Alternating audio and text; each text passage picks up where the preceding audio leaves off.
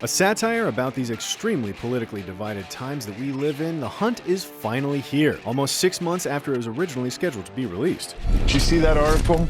Every year, these liberal elites kidnap a bunch of normal folks like us and hunt us for sport. As it turns out, the film is a blast when it's at its best, and even when it's not at its best, it's still not much to get worked up about in terms of its political message. The Hunt swings big, but it's much more of a critique of hyper-partisanship on both sides than a condemnation of the views of either end of the spectrum. The Hunt takes the tried-and-true concept of the most dangerous game and applies it to an exaggerated version of our fractured political landscape. The updated concept is the reason the movie was delayed half a year, shifted by the studio over concerns of its release being insensitive, coming on the heels of the tragic mass shootings. In the conversation surrounding that shift, The Hunt was criticized in the media and seemingly by President Trump. But to take The Hunt on its premise alone is to miss the point, as it's through and through a satire where hippy-dippy woke liberal caricatures compete with rhino-hunting conspiracy-minded conservative distortions, and none of them are portrayed as being anything close to righteous. Where this war in our real world may have begun on the airwaves of cable news and has been fought largely from the relative safety of social media anonymity, The Hunt takes this splintered political dialogue to its ultimate bloody and ridiculous endpoint in the form of a human hunting expedition. The Hunt is a difficult film to discuss without giving away some of its best surprises, but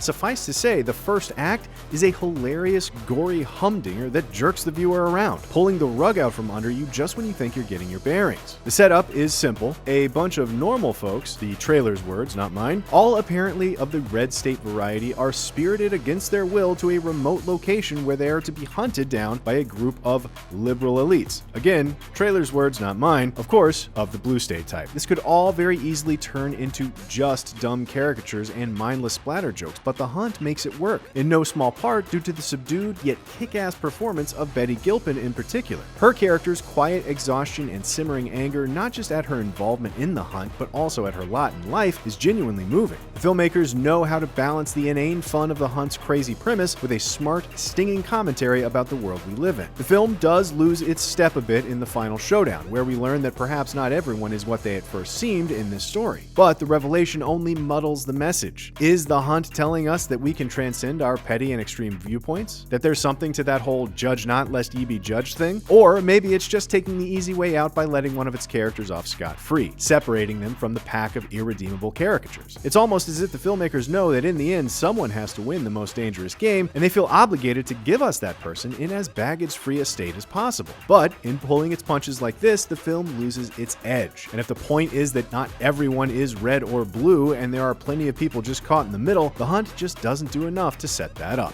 What kind of sick people would even think of something like that? White people. We're the worst. Before anybody saw it, The Hunt was the subject of much controversy, but it turns out that the actual film and its hyper-violent social commentary is smarter than it was given credit for back then. Filmmakers, peering through the lens of social media hijinks and polarized politics, paint a ridiculous picture of how we're all eating ourselves alive. That they do so in such a fun and absurdly bloody way makes The Hunt worth a retweet at the very least. For more reviews, check out what we thought of The Way Back and Onward, which is a really cool double feature with The Hunt. And as always, be sure to follow and subscribe wherever you like to watch IGN.